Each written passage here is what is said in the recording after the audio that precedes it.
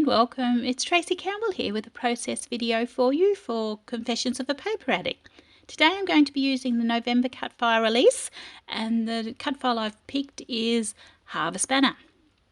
Okay, I've gone through and selected a few different autumn colours from my scrap pile and popped them into a box to have them handy, and I now am creating a background. I've picked this stencil that I've had forever. Sorry, I don't know the name or the brand of it. I've had it in my stash for years. And I'm going through and I'm going to select a blue colour. What I've chosen is a Colour Blast Colour Shimmer Spray in Singing the Blues. It's a very subtle blue, very shimmery. It's beautiful and stunning. And I just pop a few sprays over the top of the cardstock and the stencil and gently take it off. I'm now creating a second background sheet.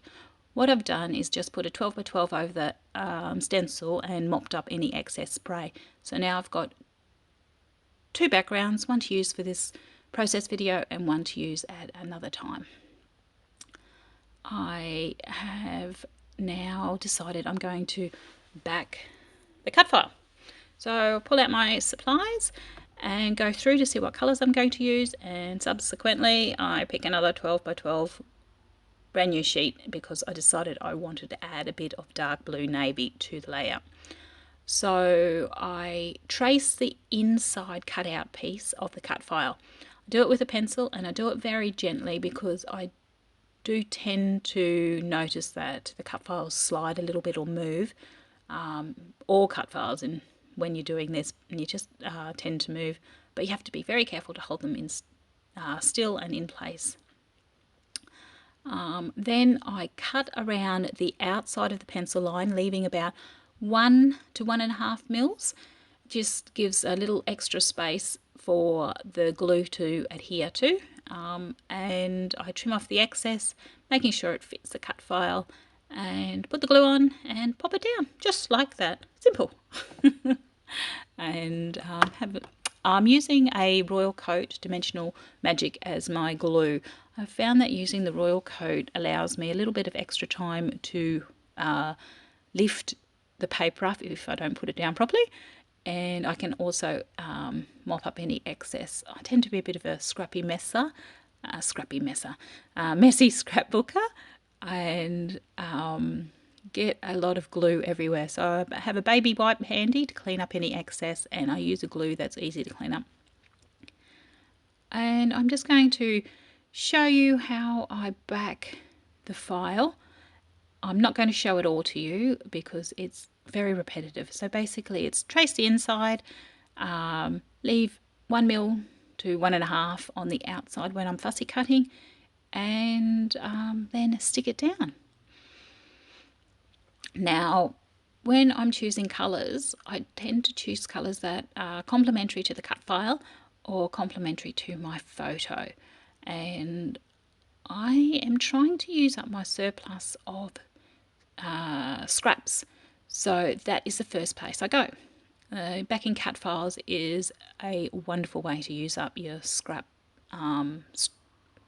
supplies or your scrap stash. And I just work through it. As you can see, the papers I've picked are all different brands. Some are old, some are new papers. And it doesn't really matter when you're using it with a cut file, as long as you get the colours that you want and the colours that are complementary to each other as well. So in this instance, I've used quite a few oranges, a little bit of yellow, and different tones in blue, so light blue, dark blue, and as you can see that I'm using now, it's got some brown on it as well. And you tie it all together by what you use on. And what I'm doing now, I'm doing the mushroom, so I've gone ahead and cut out the biggest section of the mushroom, which I suppose is the mushroom itself, and then it's got the little circles in it. So I'm cutting out little patches to cover those circles. Now I cover the circles first and then put the bigger colour on top because that saves doing it in reverse. I have when I first started backing cut files, I went ahead and stuck the big colour down and then noticed that all the little fussy inner cuts were there. So I tried to cut the background out again, or the bigger colour plate, I guess it's called, out again, which was not very successful. So I've learnt my lesson. Fine details first, bigger detail next. And now I'm going over and working on the leaves for the corn cob. I've just chosen to use the same colour that I've done with one of the pumpkins. Just giving it a little bit of touch of stripes and browns through it. And just fussy cutting. If I'm doing smaller shapes, I tend not to actually measure. I just eyeball the area of the gap and do it. Here it is, all fully backed now. So it's got a lot of colour in there and really happy with it, and I love how it stands out on the background that I've created as well. I'm just moving my photos around, getting an idea of how I'm going to place it. And right now I've just decided that I think it needs a bit of pop behind the background. So I'm going through what I've pulled out, my colours, and I found a full 12 by 12 piece of paper in there. And I'm going to trim down the background and pop it onto the other 12 by 12 paper. So I'm just taking off probably about 2 centimetres on from the outside, so yeah, about 1 centimetre from all 4 corners, all 4 sides of the 12 by 12. And just using some double-sided sticky tape to adhere to the paper.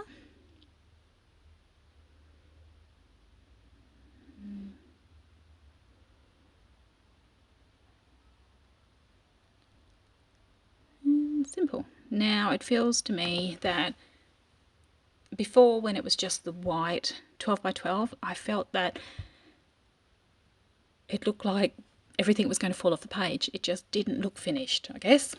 So now I've framed it with the orange. It looks finished and it looks enclosed, and it draws your eye to the centre of the page. Before, when I was looking at it, I tended to look at the centre and then look out, and it felt like my eyes were just getting drawn off the page. Okay, so I'm going to mat my photos now. And what I'm doing is just simply cutting some of the same colour scraps that I've used, and just cutting different sized papers. Now, there's no rhyme, no reason to the sizing. I'm just making rectangular shapes. Well, there is kind of a rhyme and a reason. It's kind of in the same shape and the same size of the photos. Now, so my photo sizes are probably about 2 inches by 3 inches, so they're quite small, and I printed them off in that because I did know I wanted to use 4 of them on the page. And here I'm just building up my matting background, just using a bit of colour and a rectangle for each one, and then popping the photo on top and seeing if it works. A few different layers, a few different colours poking out, and then I'm simply just using my stapler to give them a couple of staples in them to hold the shape. And then I'm just going to stick the photos on top. It's a quick and easy way. I tend to not overwork how I'm layering my matting, because it does go behind, and it's just a little, I guess, an extra focus and special attention to the photo to help draw your eye to that photo. Does that make sense? apologise. It's very early in the morning here. I'm trying to get a time of day when the kids are still asleep and it's quiet here and the birds aren't going off and the dog in the background and all sorts of wonderful things and the traffic on the road. So I thought it'd be best to get up early and do it. And now I don't think my brain's working as quite as well as what it usually does. Anywho, back on to what I'm doing. So now I've matted my photos and I'm just going to slide them into position just slightly behind the cut file and kind of mirroring the image of the banner. So the banner goes down, it drapes down and goes back up, and with the photos I'm going the opposite. I'm going an arch up and over the top. So it works, the movement of the page works up and over and underneath.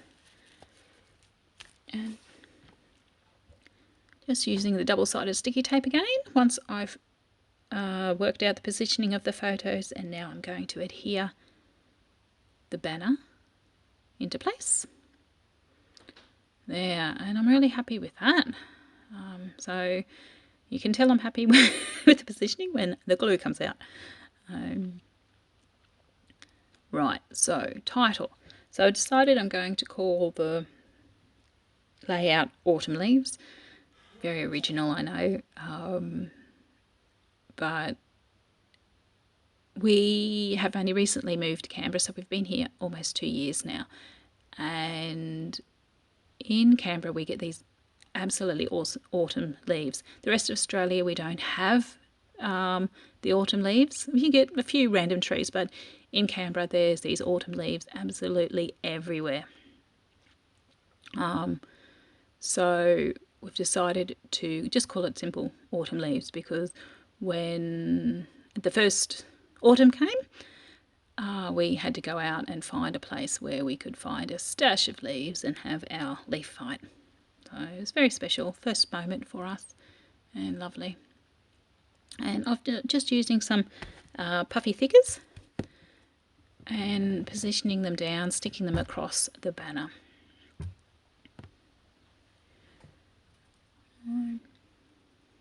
Now, I've found with the puffy stickers, or actually all thickers, I use a glue on them as well. Even though they've got their own adhesive on them, it tends to dry up and you find random letters at the bottom of your page protectors.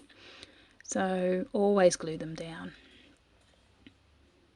Right, now I've decided that it needs something else, so I've gone back and pulled out this leaf print from my stash, and I'm going to fussy cut some of the leaves out and stick around the page.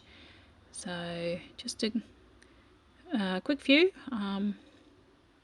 At first I was going to use the whole stem, but as you see when I stick them down, I've actually used them individually. I just cut them out. There we are. Just edited it out so you can just see what I was doing. So now as I'm sticking down, I'm actually ripping the leaf off the stem and using them as individual leaves and sticking them around the page. Just sliding them in at this stage, making sure the position's correct. And now this is the older scenic route paper, and I must admit I have got quite a few pages of these because I just love them. Love the little delicate leaves.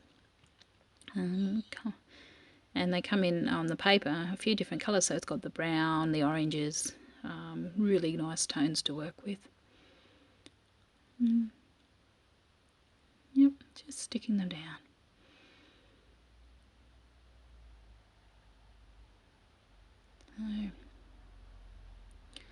And one random one just floating away that I'm just going to use some three-dimensional foam on and stick them up so that they've got a bit of dimension from the page, so the page has got a bit of texture and movement going to it. It's kind of the theme or the feel I wanted with this page, is that I wanted leaves everywhere because the leaves were obviously the focus of the photos, but because we're also having a leaf fight and the leaves are moving in the photos, I wanted to create that onto my page as well. And the harvest banner was just an added bonus with these photos because I felt that it really suited the photos. And the Confessions of a Paper Addict, the cut files are such good quality. They're so easy. You cut them out and basically lift them up off your sticky mat of your Cameo or whatever you're using, and it just comes straight off. And there we are, finished layout. Give you a bit of a closer look, and here we are. Thank you for watching this process video, and please stop on to the Etsy Confessions of a Paper store at www.etsy.com New Zealand shop. Thank you. Bye.